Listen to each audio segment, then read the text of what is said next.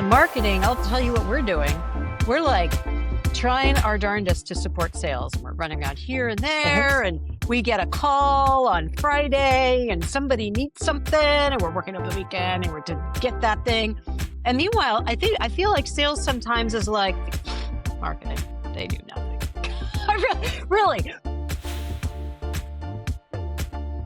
Hey, welcome to the Alchemy K-12 podcast. I'm Clare Hollenbeck. And I'm Claire Harrison. And we're here today with Jason Venturi, all-around sales expert, great guy, guitar player, et cetera, et cetera, et cetera. And I want to ask you, Jason, we're marketers, and I can tell you, I want to talk about sales and marketing, right? The relationship and what they need from each other and everything like that. So in a way, we have the Venus and Mars of companies sometimes. And marketing, I'll tell you what we're doing.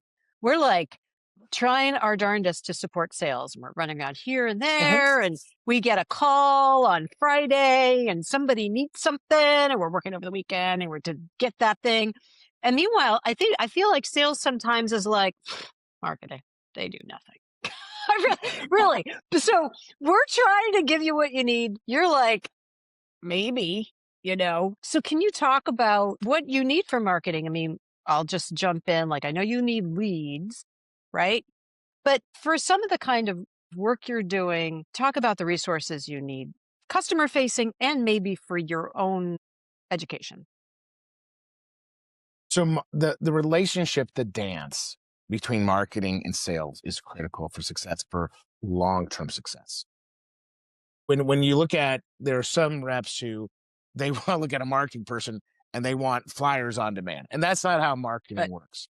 To me, marketing is looking at, for a rep, you need to trust them like you trust your parents, as long as you have trustworthy parents. The reality is they're working on bigger scale things. They're seeing trends throughout the nation, and they can help guide you to what is working and what is generally working. I think we're salesy, where you're kind of laughing because what's marketing doing? If marketing was perfect and they wouldn't need a sales team. Marketing. Okay, first of all, wait. Marketing is perfect. It's just that we haven't been loved enough by sales. Okay. The problem is this: marketing, it depends on what company you're with, because some marketing, if you're at a big company and you're basically driving a semi truck downtown Chicago, it's hard to make turns and moves. And then small companies, you're driving a Mini Cooper down in town Chicago, and you can make those moves. The key of it all is to communicate, is to actually have a one-to-one, designate that time together. I truly believe that everyone can help each other. And that's where marketing does have to constantly listen to the field, and the field has to constantly listen to marketing. It goes hand in hand.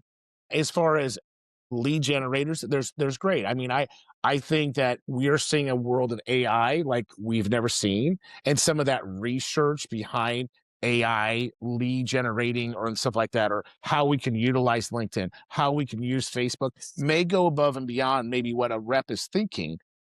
But I've worked with a lot of marketing people, and they do their own research saying, hey, we see that 20% are only opening one click. We know that 10% are only using the online. So you do have to listen to them, because that's not necessarily working.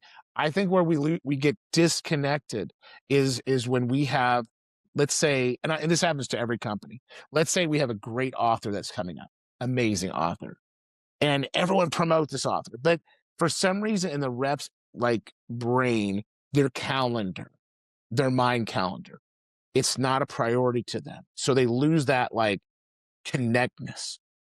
When we did more regional events where it was considered an Ohio, Indiana, Illinois, Missouri, kind of where we were all together, we worked harder with marketing, because it meant more, it was more of a connection piece, and we were all on the same page that way. The challenge is that you can't expect marketing to win you business. Marketing is reinforcing your vision, and they're coming back to you with campaign strategies that are working in other areas.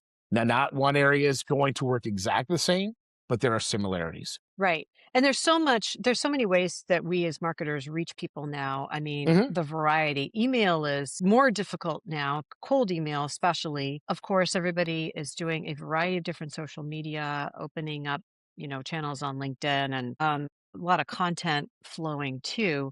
So hopefully, and maybe I should form this as a question. Do you find that when you eventually talk to the stakeholders, they've already done their research? They've already learned a little bit about what they want to talk with you about, or have they been affected by the marketing efforts that have gone on already? It's a tough question because you're asking, have they already been influenced by marketing? And that's why we're in that meeting. And the answer, it's a little bit of, Yes, or yeah, informed. Let's say you informed. got the Yeah. meeting, right? But they've been informed. They're like, oh, yeah, that guy from Hand to Mind, he's going to talk to me about XYZ. Oh, yeah, I remember I saw a video about this, or there's an influencer that I saw in my personal life on Instagram, and that sounded interesting, Yeah. or I, whatever it was. I think with social media and like LinkedIn presence, it legitimizes your company. It's kind of like conferences now. We have to be there to make sure we legitimize, but we cannot necessarily see if that return of investment is really there. It's really hard to judge that. I think Claire, when we look at two different worlds, if you're in the publishing world or in the core content world, most likely they're going to give you at least a shot at the dinner table at Thanksgiving. They're going to have you sit down for some turkey. If you let it be your Amplify, Sabs, HMH, so forth. You're a big player. Where the meeting is hard is when you're a supplemental company, because sometimes they don't know who you are. And sometimes marketing has not reached them unless it's reached through like a parenting, another teacher or a director or someone who's, giving that information. But that's where we have to be. It's more challenging in the supplemental world because a lot of times we could get to meetings and they've never even heard of who we are. Yes, And and right. and, and so that's where when we look at what you guys do, that goes back to the very first thing of credibility. I better have had my research done, but I don't have weeks to do research. I need something that's going to help me now so I can walk in that meeting tomorrow. And then the next day I'm meeting with two other districts and I have that meeting. And the next day I'm meeting with three districts and I can, at my hands, boom, have it so that I can feel confident walking in that I actually know most of the details of the district. So it's a little bit different in those two worlds, I think. Yeah, that's totally true. So let's say you're in the supplemental world, and that's actually a big, population of ours. A lot of our clients are supplemental products.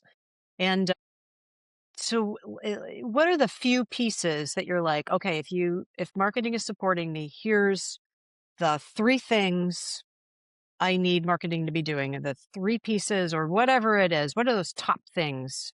Your wish list for marketing and supplemental. Okay, so if I'm working with a customer from a micro perspective, but also macro in the sense that I'm kind of using this for every district, but I'm kind of getting homed in, I would say two things are really important. I would like to have at least something in hand that breaks it down to the efficacy studies or the research behind the products that we have. As a supplemental company, if you're not on a state list or research and you're at a big district, they're going to say no to you because why would a big district buy Hmm. something from you when it's not approved? It doesn't happen. Second thing is probably case studies of not only districts but districts with similar demographics. So when you're looking at a Chicago public schools, you're not comparing them to a Salem, Indiana. So many people want to say we got the research from New Palestine, Indiana, and you're sitting there in Cincinnati public schools. Cincinnati needs to see what Columbus is doing, what Columbus is doing to St. Louis, what is doing with Indianapolis public schools. That's what they need to see. We need case studies of partnerships that we have made or supplementals have made that have that makes sense to them for them to look at it at that point. And marketing can help us with that. Right. And how about what you need from, say, an enablement team, right? And sometimes marketing and enablement are the same, but oftentimes there's kind of a separation, and yes, there's the larger strategy that you talked about, and certainly in national marketing, we're looking out to find the trends. But in terms of, say, pieces that are what you need in your hand or you need to have before you go into meetings or in, marketing is also deploying air cover campaigns, right? We're deploying a lot of things and then you're sending off your emails, et cetera, from Salesforce. But what do you like to have in your hands for marketing for the different touch points you're making, for the different meetings you're making? So now you're getting into macro versus micro. And the Yeah. challenge that we Yes. have is if you're a small company or a big company, your marketing people are already, they're almost overexerted right now.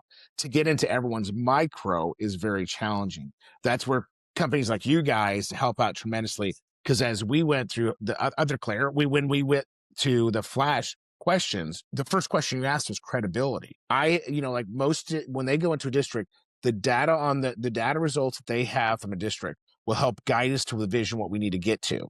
And some people are good at finding that, but once a marketing team or an enablement can actually get in there and dissect it for you. So when you go in there, it's kind of looking at your script right before. I got this, I got this, I got 5 other meetings for the day.